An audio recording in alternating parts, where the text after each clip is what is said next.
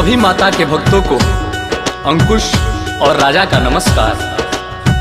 हम दोनों भाई माँ की एक कहानी सुनाने जा रहे हैं। उम्मीद है कि आप सब इसे ध्यान से जरूर सुनेंगे। जय माता दी। ये कहानी है माँ के चमत्कार की, मूर्तियाँ गढ़ने वाले कलाकार की। गाँव का रहने वाला एक भोला कुम्हार, मूर्तियों का किया करता था कारोबार। देवताओं की गढ़ करके वो मूर्तियाँ फूंक देता था वो प्यारे रंगों से। जाके बाजार फिर बेच आता था वो, जीवन यापन के लायक कमाता था वो। भक्ति में लीन दुर्गा की रहता था वो, दुख गरीबी का हालांकि सहता था वो।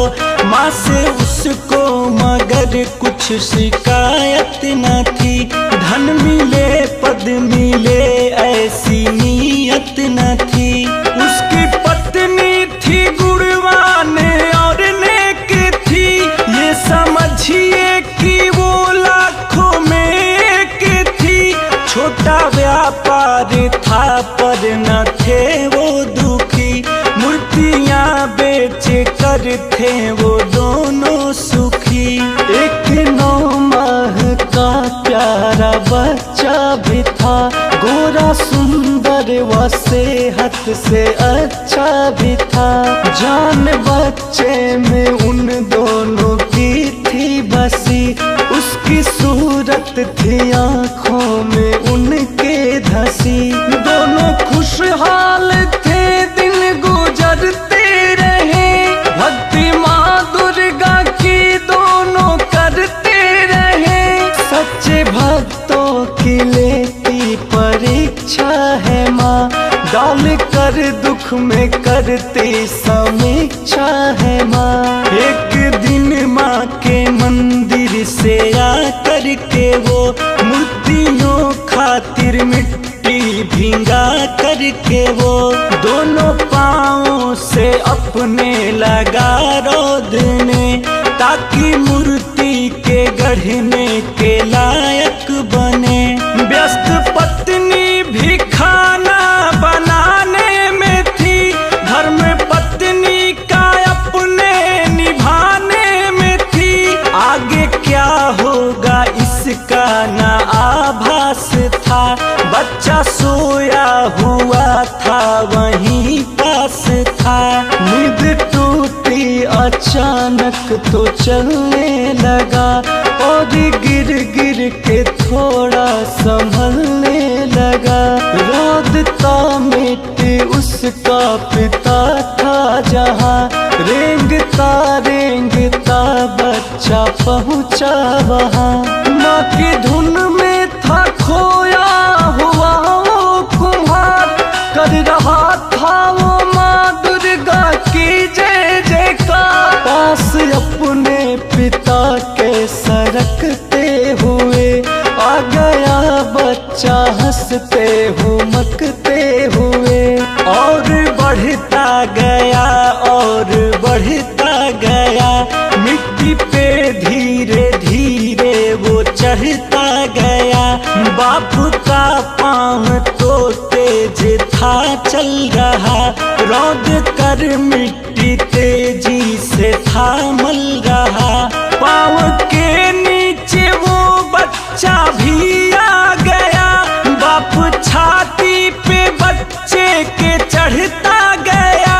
मिट्टी में सान डाला उसे रौंद कर, खून से हो गई लाल मिट्टी मगर। मर गया बेटा उसको पता न चला, एक कोमल बदन मिट्टी ही बन गया।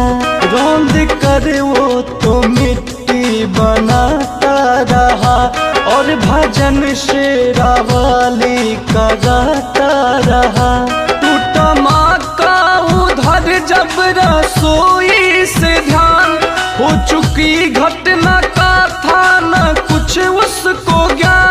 घाट पर अपने बच्चे को पाई न जब, ढूंढने लग गई सारे घर में वो तब।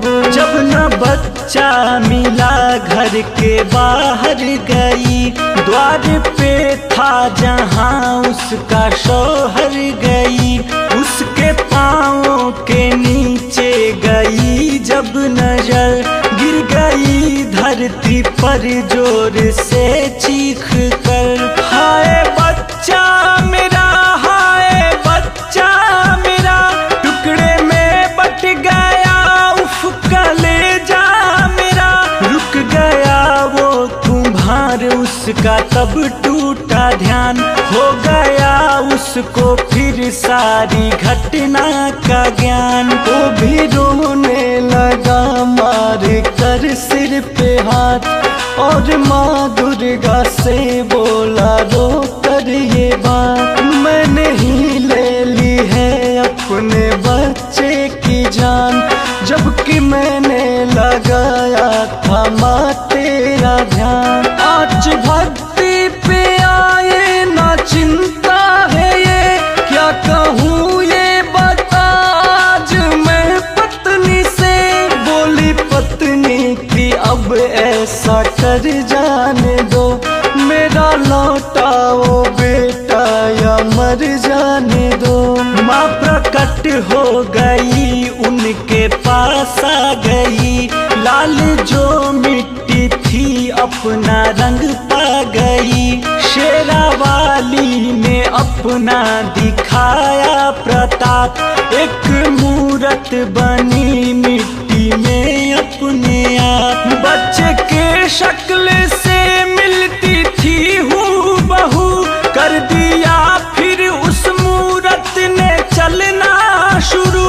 यानी कि जिंदा बच्चा था वो हो गया, हो गए खुश वो दोनों करिश्मा हुआ।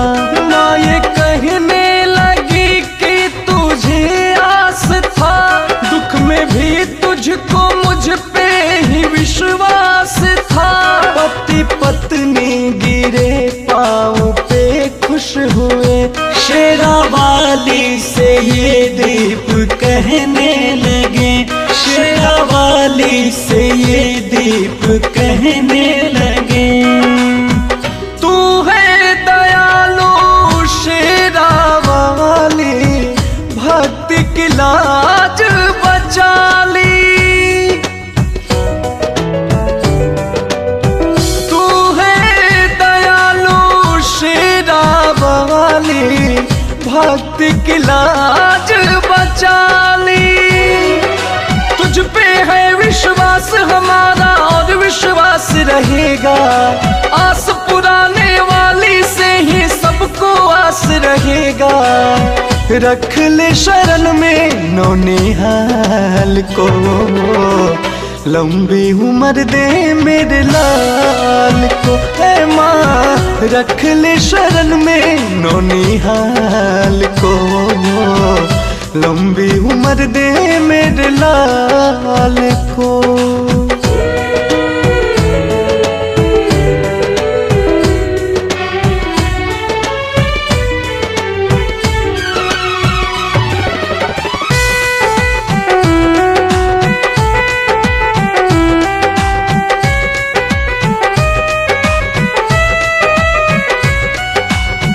हम हैं मैया भक्त तुम्हारे, आते रहेंगे तेरे द्वारे।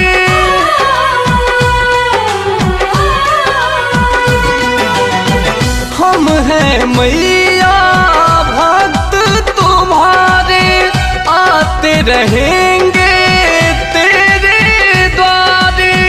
भक्ति का वर देते रहना, और न ज्यादा है कुछ कहना। हम हैं तेरी शरणों में मैया, बेटा भी है शरण में। हमें हारने मत देना तुम जीवन के इस रण में। रख ले शरण में नौनिहाल को, लंबी उम्र दे मेरे लाल को, ए माँ रख ले शरण में नौनिहाल को। लंबी उम्र दे मेरे लाल को।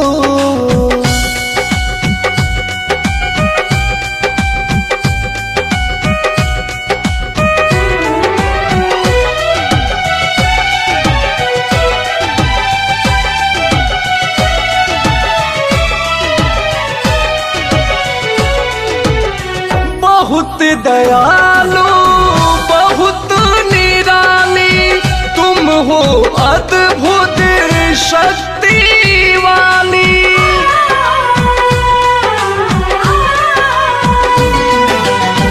बहुत दयालु बहुत निराली तुम हो, अद्भुत शक्ति वाली। सांस के डोर भाले ही टूटे मगर न तेरा चौखट छूटे। अंकुश राजा दिलीप सिन्हा बनकर तेरे पुजारी, दीप जलाएंगे पूजा का मेरी मैया प्यारी।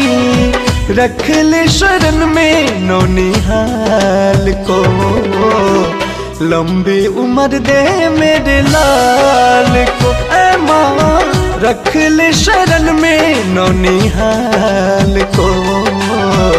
लंबी उम्र दे मेरे लाल को।